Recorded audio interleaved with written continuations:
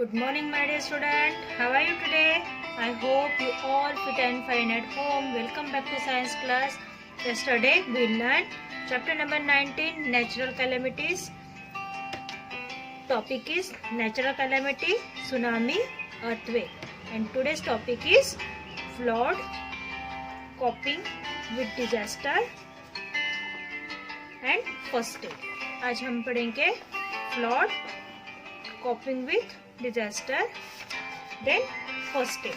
Okay student, first of all you take your pencil or highlighter in your hand and I will tell you which sentence is highlighted. You highlight this sentence. Okay student, shall we start? Then start. First of all you mention C.W, then DT date. Which date is today? Today is 31st March 2021. Okay. Flood. Flood का मतलब क्या होता है? Flood means बाढ़. Flood means बाढ़. Flood का मतलब होता है कि बाढ़ आना. बाढ़ मतलब ऐसी परिस्थिति जिसमें पानी पूरी तरीके से गांवों में भर जाता है, उसको फ्लड कहा जाता है. ठीक है. Flood. Flood are caused by heavy rainfall due to which rains overflow their banks and the rivers waters enter into nearby areas. Flood का मतलब क्या होता है? फ्लड का मतलब होता है कि बहुत ही तेज बारिश का होना और तेज बारिश की वजह से नदियां पूरी तरीके से भर जाना और नदियां भरकर वो किनारे पर, मतलब नदियां अपने क्षमता से ज़्यादा, अपनी कैपेसिटी से ज़्यादा क्या हो जाती है? भर जाती है और वो फिर बाहर बहने लगती है और वो सारा नदी का पानी कहा जाता है आसपास के एरिया में फैलने लगता है, आसपास के गांव में फैलने लगता है, उसको फ्लड कहा जाता है. Flood cause a lot of damage. They not only whip out habitats but also crops. Flood की वजह से क्या होता है? फ्लड की वजह से बहुत सारा जानमाल का नुकसान होता है, बहुत सारे तहस नहस होता है, बहुत सारा नुकसान होता है. They not only whip out, पूरी चीज़ें जो होती है, सारी चीज़ें जो होती है वो पानी के अंदर तो चली ही जाती है, पर साथ ही साथ में क्या होता है? रहने वाले घरों के अंदर पानी घुस जाता है. इवन क्रॉप्स जो होते हैं, हमारी जो फसल होती है, वो भी पानी के साथ बह के चली जाती है. This lead to shortage of food and result in famine. इसका ही क्या होता है? This lead to shortage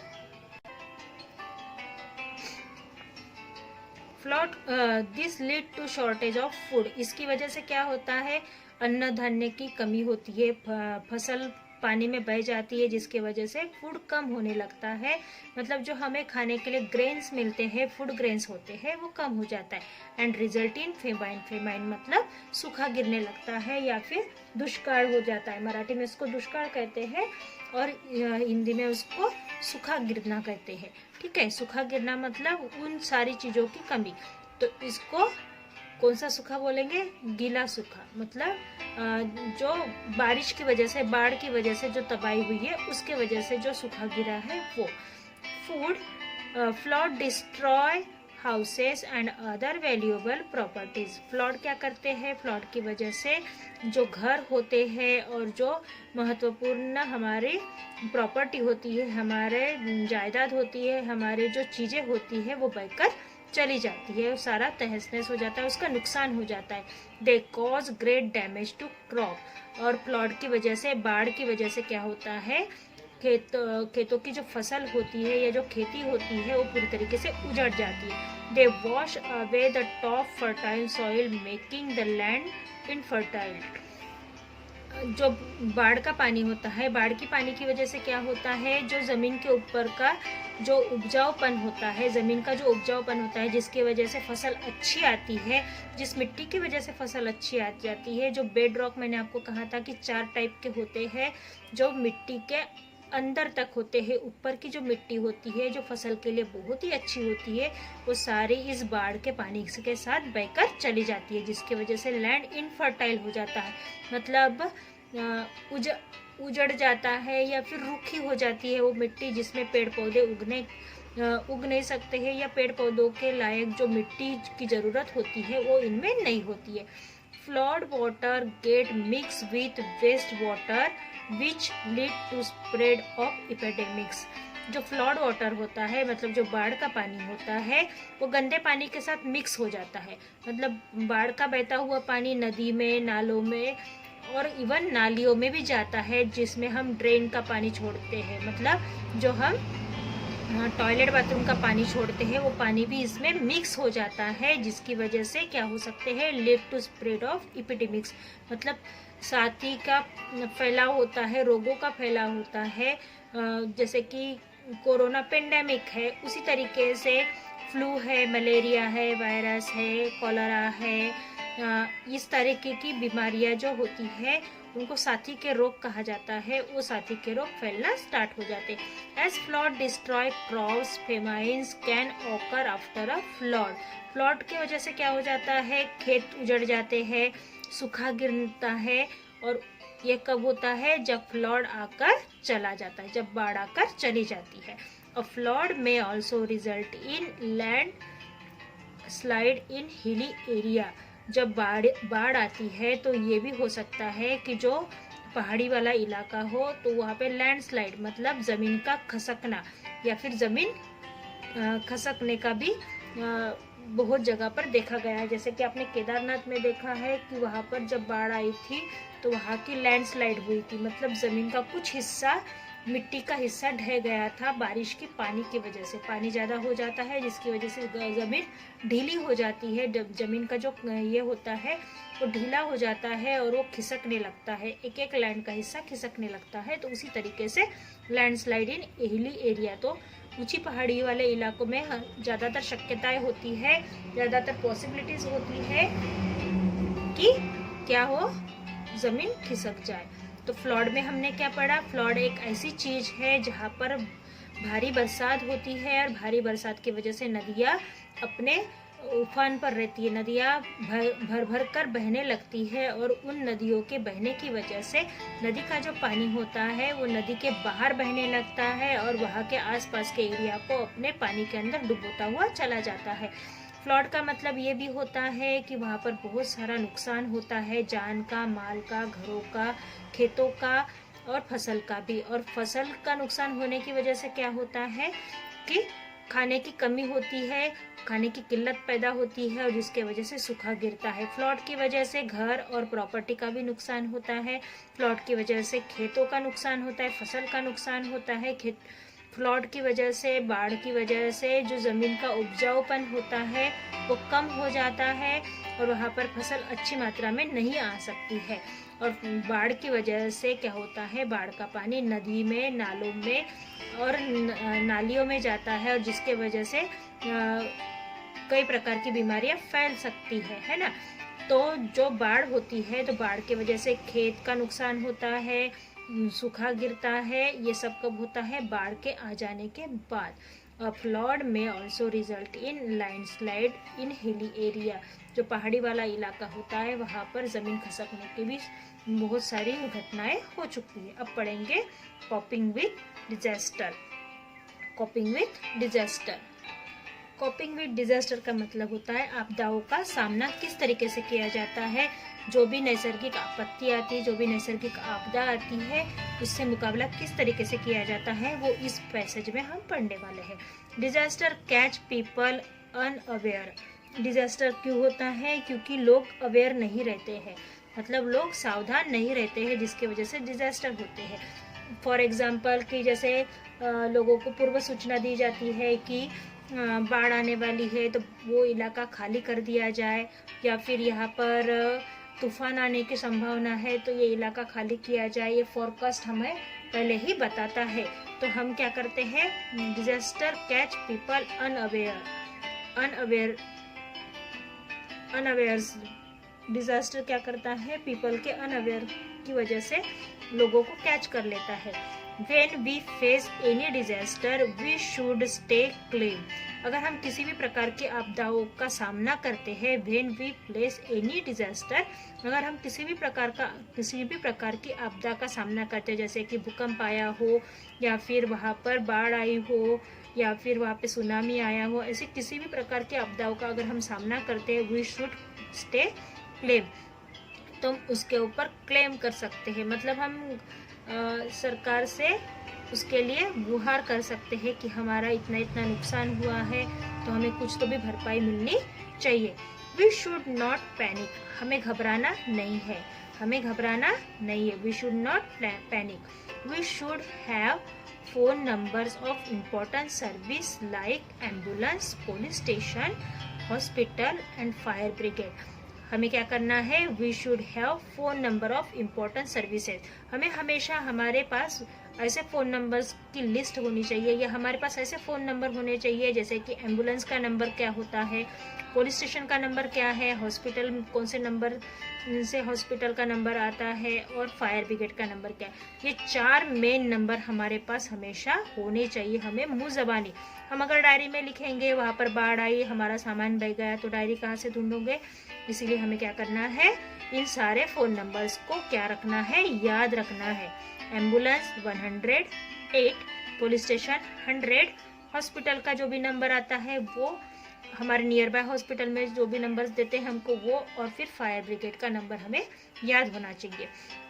we can contact them when we sense danger, जब भी हमें लगता है कि हम धोखे में है, या फिर हमारे साथ कुछ तो भी बुरा होने वाला है, या हमारे साथ जैसे हमें पहले ही फोरकास्ट अलर्ट करते हैं, हमें वेदर कास्ट वाले जो होते हैं पहले ही चेतावनी देते हैं कि ऐसा ऐसा होने वाला है। अगर हमें लगता है ऐसे हम डेंजर में है या हमें कुछ तो भी नुकसान हो सकता है, तो हम उस समय में इनको फ़ोन कॉल्स कर सकते हैं। We know that timely help saves many lives. अगर हम समय पर उनकी मदद ले पाते हैं, या हमें समय पर इनको कॉल करके इनको बुलाते हैं और हमें मदद मिलती है, तो हम बहुत सारे जान बचा सकते हैं। The armed forces play a vital role during natural calamities. जो आर्मी होती है, जो हमारी फोर्स होती है, जो हमारे जवान होते हैं मिलिट्री के, वो हमेशा क्या करते हैं? वो चाहे नौदल के हो, स्थल दल के हो, या वायु दल के हो, मतलब एयरफोर्स के हो, नेवी के हो, चाहे फिर आर्मी के हो, ये सारे लोग हमारे ये बहुत ही महत्वपूर्ण विटल रोल, मतलब बहुत ही महत्वपूर्ण भूमिका को निभाते हैं जब भी हम नैसर्गिक आपदाएं आती है। आपने देखा होगा जब केदारनाथ में आपदा आई थी, तो हेलीकॉप्टर से उनको फूड सप्लाई किया जा रहा था। आर्मी के जवान वहाँ पर राहत कार्य में बिजी थे, मतलब राहत कार्य में लोगों को बचाने के कार्य में वो जुटे हुए थे। They help by distributing food, water, medicine and cloth by helicopters to affected area. जिस भी एरिया में क्या होता है, जिस भी एरिया में ऐसी आपदाएं आती है, ऐसी नैसर्गिक आपदा होती है, उस एरिया में ये लोग क्या करते हैं? खाना, पानी, दवाई, कपड़े हेलीकॉप्टर के द्वारा क्या करते हैं? प्रोवाइड करने का, सप्लाई करने का काम करते हैं। Some non governmental organisation NGOs also provide help to victims of natural disaster. कुछ ऐसे जो गवर्नमेंट संस्थाएं नहीं है, प्राइवेट संस्थाएं, फिर भी कुछ नॉन गवर्नमेंट ऑर्गेनाइजेशन, इसका लॉन्ग फॉर्म है NGOs, नॉन गवर्नमेंट ऑर्गेनाइजेशन, इसको हाईलाइट कर लीजिए। NGOs भी बहुत सारी NGOs ऐसी होती है जो ऐसी विक्टिम्स को, जहाँ पर नेचुरल डिजास्टर होते हैं, नैसर्गिक आपदाएं आती है, ऐसी जगहों पर वो ऐसे फूड सप्लाई का, मेडिसिन, वाटर और कपड़े सप्लाई का कार्य करते हैं। The United Nation UN play a major role during natural calamities. United Nation भी बहुत ही महत्वपूर्ण भूमिका यहाँ पर निभाता है जब भी नैसर्गिक आपदाएं आती है। UN agents like UNICEF, United nation children fund, UNO की एक एजेंसी है जिसको यूनिसेफ कहा जाता है। यूनिसेफ का लॉन्ग फॉर्म भी यहाँ पर दिया है, आपको अंडरलाइन या हाईलाइट करना है। यूनिसेफ का मतलब होता है United Nations children fund. UNICEF क्या करता है? और WHO मतलब वर्ल्ड हेल्थ ऑर्गेनाइजेशन, ये वर्ड तो आपने बहुत बार सुना होगा जब से कोरोना चालू हुआ है। WHO World Health Organisation, UNESCO United National Education Scientific and Cultural Organisation, ये सारी संस्थाएं क्या करती है? ऐसे समय में राहत कार्य का काम करती है। Turn the page student, page number 98। Okay, the people affected by disaster all over the world. पूरी दुनिया में कभी ना कभी किसी न किसी देश को या किसी न किसी राज्य को नैसर्गिक आपदा से जूझना होता है। The Red Cross Society is another organisation that help the victim of disaster. Red Cross Society ये भी एक ऐसी सोसाइटी है जो नॉन गवर्नमेंट है, पर ये क्या करती है, दूसरों को राहत कार्य करने का काम करती है। ऑन जुलाई 26, 2005 26 जुलाई 2005 को 94.4 centimetre of rainfall was recorded in Mumbai. तो 26 जुलाई 2005 में मुंबई में 94.4 सेंटीमीटर इतनी बारिश को रिकॉर्ड किया गया था। कब? 26 जुलाई 2005 में। 26 जुलाई 2005 में 94.4 सेंटीमीटर इतनी बारिश को रिकॉर्ड किया गया था। It was the highest ever record rainfall in the history of Mumbai. Mumbai के इतिहास में ये पहली ऐसी सबसे भारी बरसात थी जो इतिहास में रिकॉर्ड हो चुकी है। The city was flooded and remained cut off from the rest of the country by road, rail and air. Bharat के पूरे देश भर में इसकी वजह से रोड, रेलवे और एयर सभी तरफ क्या हुआ था, बहुत ही सभी तरफ लाइनें कट हो चुकी थी। न रेल की लाइनें थी, न रोड रास्ते बचे थे, सब पानी के अंदर डूब चुका था। न रेल चल पा रही थी, न रास्तों पे गाड़ियां चल पा रही थी, न हवा में एरोप्लेन उड़ पा रहे थे, क्योंकि सब कुछ क्या हो चुका था, पानी में डूब चुका था। A large number of people were killed in those 2 days of the torrential rains. बहुत मात्रा में लोग यहाँ पर मरे थे। 2 दिनों में बहुत ही मात्रा में इतनी भारी बरसात हुई थी कि 2 दिन में बड़ी मात्रा में लोग यहाँ पर मरे थे। A number of people were bird in landslide, और बहुत सारे लोग जमीन के नीचे धंस गए थे या जमीन के नीचे दब गए थे। As individual it is our duty to help the affected people in any form like we can give shelter to them. हमें क्या करना चाहिए, खुद हमारी ड्यूटी है, हमारा कर्तव्य बनता है कि ऐसे लोगों को हम अपने पास रहने के लिए जगह दे सकते हैं। अगर हम उस एरिया में रहते हैं, उस एरिया के आसपास में रहते हैं, उन गाँवों के आसपास में रहते हैं, तो हम ऐसे लोगों को रहने के लिए जगह दे सकते हैं। We can provide food, water and other essential thing to the victims. हम क्या कर सकते हैं, जो पीड़ित होते हैं उनको खाना, पानी और बहुत सारी जो ज़रूरत की चीज़ें होती है वो मुहैया कर सकते हैं। Many voluntary organisation send their team to provide essential commodities to the affected people. बहुत सारी ऐसी संस्थाएं होती है जो ऐसे काम करती है कि जो ऐसे आपदा भरे लोगों को या आपदा की वजह से जो प्रॉब्लम क्रिएट होती है उन लोगों को बहुत सारी चीज़ें प्रोवाइड करने का काम करती है। ओके, अब हम पढ़ेंगे फर्स्ट एड। फर्स्ट एड का मतलब होता है प्राथमिक उपचार। फर्स्ट एड का मतलब होता है प्राथमिक उपचार। प्राथमिक उपचार मतलब क्या कि अगर समझो एक्सीडेंट होता है तो उस समय डॉक्टर के पास ले जाने के पहले जो चिकित्सा की जाती है या जो प्राथमिक उपचार किया जाता है उसको फर्स्ट एड कहा जाता है। First add is the help given to sick or injured person until definitive medical treatment can be assist। First aid का मतलब होता है ऐसी सुविधा जो बीमार या फिर जख्मी इंसान को मेडिकल की सुविधा मिलने के पहले जो ट्रीटमेंट दी जाती है उसको फर्स्ट एड कहा जाता है। तो इसको अंडरलाइन करना है। फर्स्ट एड का सिंपल आंसर मैं आपको बताती हूँ। फर्स्ट एड मीन्स होता है कि हम डॉक्टर के पहले मिलने वाली जो सुविधा होती है उसको फर्स्ट एड कहा जाता है। First aid prevent